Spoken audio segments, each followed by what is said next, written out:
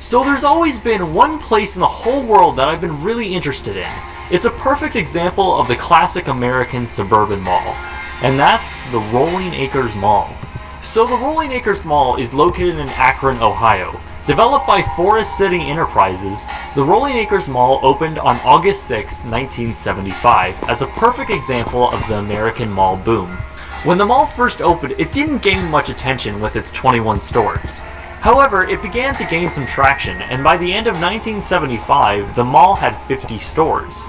The first anchor store the mall had was Sears, until it was joined by JCPenney the following year. The mall became really popular as the years went on, as it catered well to families and young commuters. In 1978, the mall went through a massive expansion to add new retail space, and by this time the mall was pretty large. As the years went on, the mall continued to expand and grow. It had a rare two-story design for the area, housed a movie theater, and an impressive and expansive water fountain, and a promenade with palm trees. You never see malls in the north with palm trees anymore. Anyway, in 1995, the mall continued to grow when Target built its store next to the mall, and a 21,000 square foot passageway was constructed to connect the two. Oh. Without the ones like you working tirelessly to keep things running, everything would suddenly stop. No matter your industry, Grainger's here for you with professional-grade supplies. Call, click Grainger.com, or just stop by. Grainger, for the ones who get it done. Oh, However, 4 years earlier, the mall made the poor decision to cut costs on security, and rather than employ off-duty police officers, they would employ normal mall security. This arguably led to the 1991 incident where a fight broke out just outside the movie theater. During this fight, it was reported that a gunshot was fired. This wasn't really good for the mall's image, but by 1995 it's arguably where the mall reached its peak. Specifically, the mall reached a capacity of 140 stores and an impressive 5 anchor stores. The mall had a parking capacity of 7,500 cars and housed 1.3 million square feet of retail space. Shortly after Target opened, the mall began losing stores, including the movie theater. In addition, the JCPenney was downgraded to become an outlet center, as well as the Dillard's, which also became something similar. In 1997, the nearby Summit Mall went through a multi-million-dollar renovation, with its local area booming.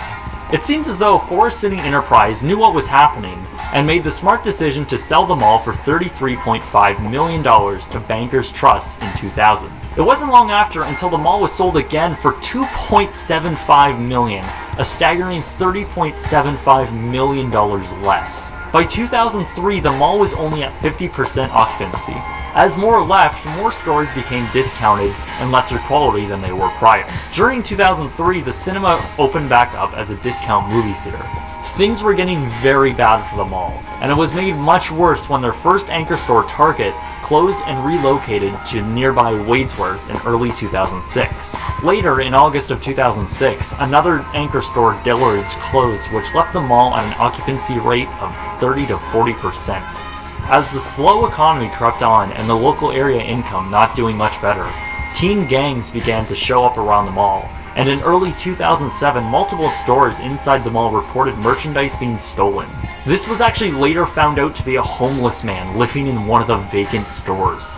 As 2008 rolled in, the mall was doing severely bad. In April, Macy's closed its store inside the mall. With so few tenants, the mall took some drastic measures to save money, like turning off their escalators and auctioning off mall fixtures. Things seemed to be so bad that it appears they stopped paying for their website as it went offline in early 2008.